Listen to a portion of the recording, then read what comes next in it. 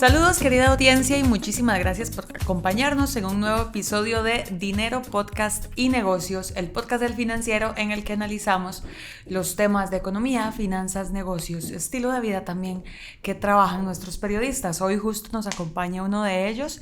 Brandon, muchísimas gracias por estar aquí con nosotros. ¿Qué tal, Andrea? Gusto saludarte. También gracias a nuestra audiencia por acompañarnos en un episodio más.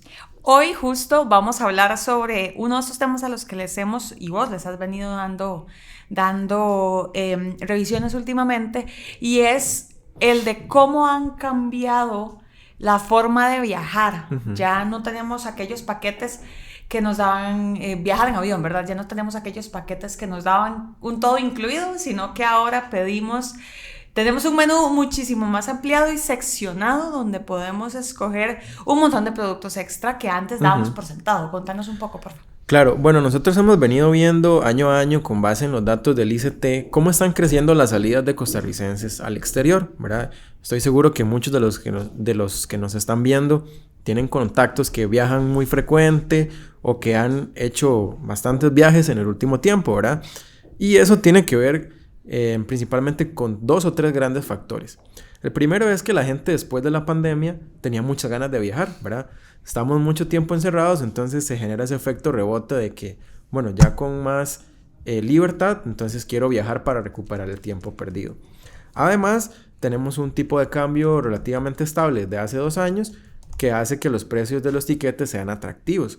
Y el otro gran factor es que, bueno, hoy tenemos una conectividad aérea mucho más fuerte, mucho más sólida, y la gente también ha tendido más a buscar sobre los destinos, a informarse más sobre los destinos por medio de redes sociales, ¿verdad? Y si a esto le sumamos que muchas personas hoy tenemos la posibilidad de algunos días trabajar en remoto, entonces nos da la posibilidad de poder viajar mucho más. Y sí, como vos decís, hoy tenemos un panorama donde las aerolíneas han abierto su oferta para tratar de llegarle a una mayor cantidad de clientes. Y esto lo han hecho dividiendo la tarifa o lo que ellos llaman una aviación más a la carta. Aviación más a la carta, justo. Antes, yo recuerdo, no sé, adolescente, niña, yo viajaba y te incluía la comida, mi mamá le incluía un traguito, incluía de fijo las maletas. Todos estos son servicios que han cambiado. ¿Cuáles dirías vos que son los principales que se seccionan en esa carta? Claro, bueno, igual para tener un poco de contexto hay que remontarnos de nuevo a la pandemia, ¿verdad? Lamentablemente fue una época muy difícil para muchas personas y también para los negocios, y es ahí donde las aerolíneas replantean un poco su modelo y algunas pasan más a copiar el formato de las aerolíneas low cost, ¿verdad? Que son como estas aerolíneas que básicamente el principal objetivo es llevarte de un punto A a un punto B.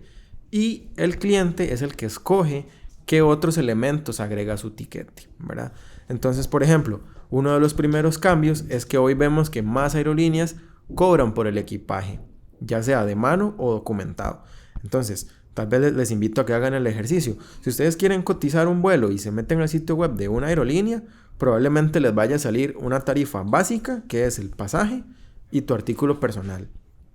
Y ahí se van a ir agregando. Entendiendo que artículo personal es el bolsito, ¿verdad? Sí. No es la maleta en mano, o sea, es el bolso en el que usted lleva la compu y la billetera. Exactamente, básicamente es lo que cabe debajo del asiento del avión, ¿verdad? Que también se ha ido reduciendo ahí un poco las dimensiones que permiten algunas aerolíneas. Y ya luego tenés la tarifa con maleta de mano y después también tenés la posibilidad de agregar la maleta facturada. Pero también hoy vemos que muchas aerolíneas tienen su menú de comidas a bordo, ¿verdad? Te pueden cobrar por tener un asiento más amplio. Si vos querés estirar las piernas, te va a costar un adicional.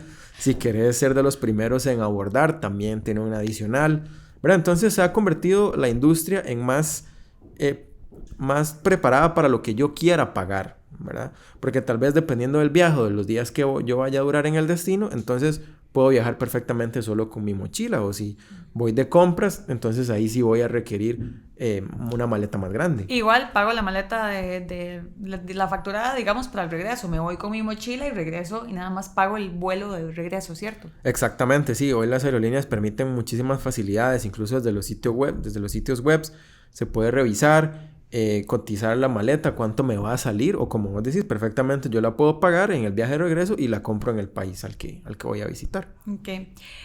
¿Sentís que es...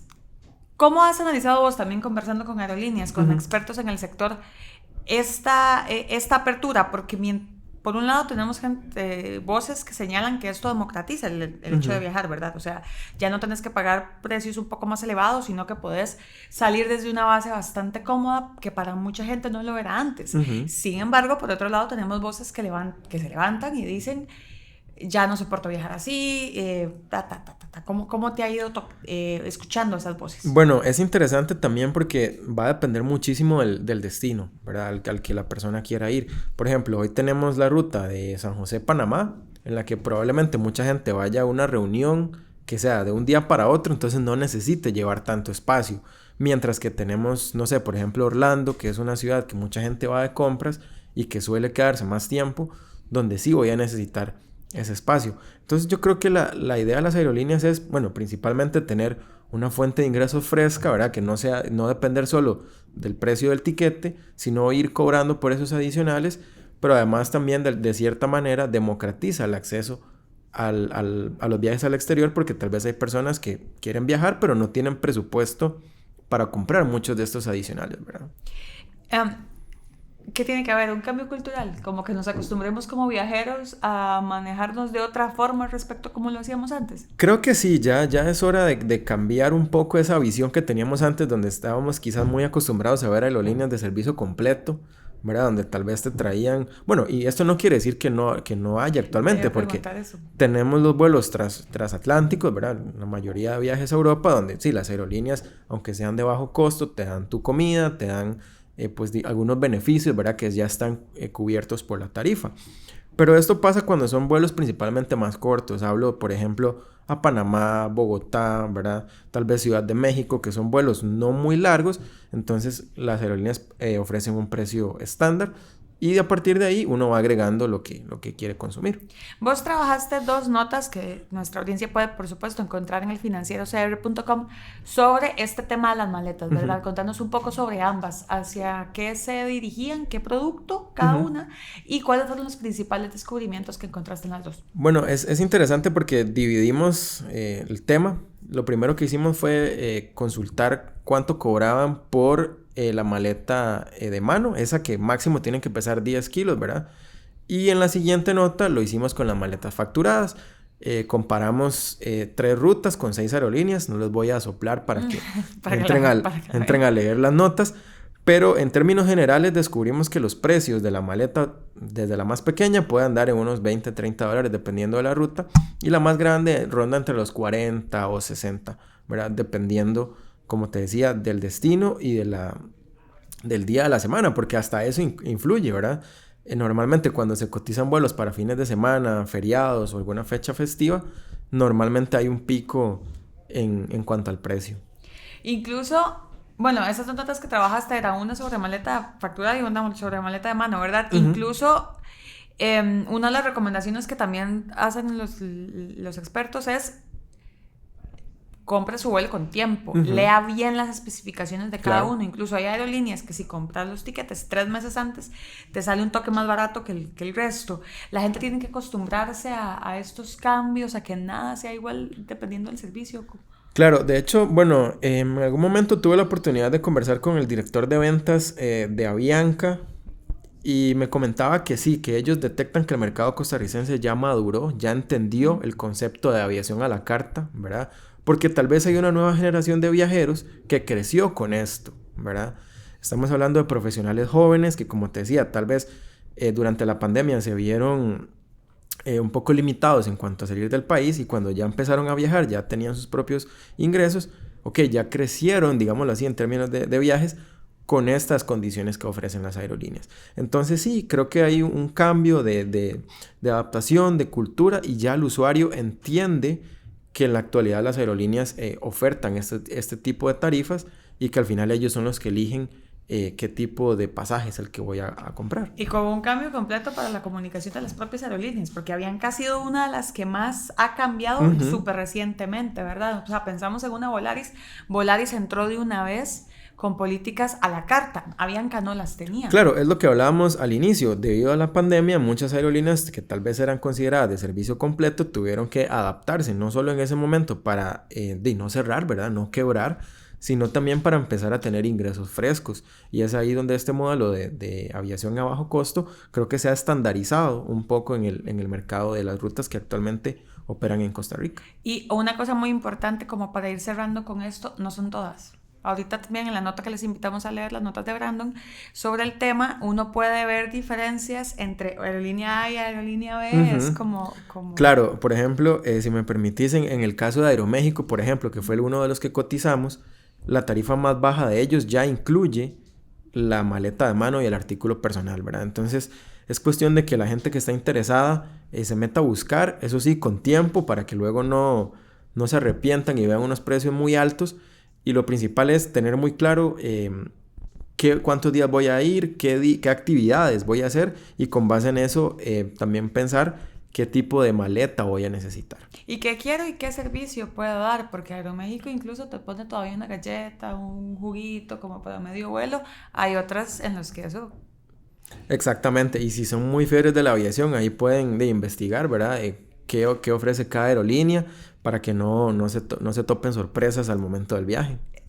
Como les decíamos, nosotros trabajamos esos artículos con el objetivo de que no pase lo que desgraciadamente le ha pasado a alguna gente que llega al aeropuerto con su maleta y cuando llega al counter se encuentra una sorpresa. Sí, y también invitarlos a que se informen sobre qué puedo llevar y qué no puedo llevar en la maleta de mano, ¿verdad? Porque ese es otro tema que tal vez mucha gente no tiene conocimiento, y claro, cuando están haciendo los procedimientos migratorios y en aduanas del aeropuerto, se pueden llevar una mala sorpresa de que de pronto les decomisen algo o no los dejen abordar porque llevan ciertos productos en el equipaje. Y eso aplica para todo, porque también entonces dejemos esto como el mensaje de cierre, infórmese bien y lea también, porque también hay aerolíneas donde lo máximo en maleta facturada son 20 kilos y hay otras donde son 23. Entonces todo revise bien la letra menuda cuando está realizando la compra de su tiquete. Perfecto. Sí, nada más como dato de cierre, Andrea, tal vez ahí como algo anecdótico. Las aerolíneas empezaron a cobrar por el equipaje por allá del 2006. La primera aerolínea que lo hizo fue una compañía inglesa que se llamaba Flybe.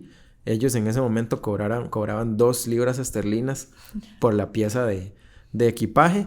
Y ya para 2008 fue American Airlines la primera que lo hizo en Norteamérica. Entonces, no es algo nuevo, pero tal vez no se había democratizado tanto como lo vemos hoy. Ok, perfecto.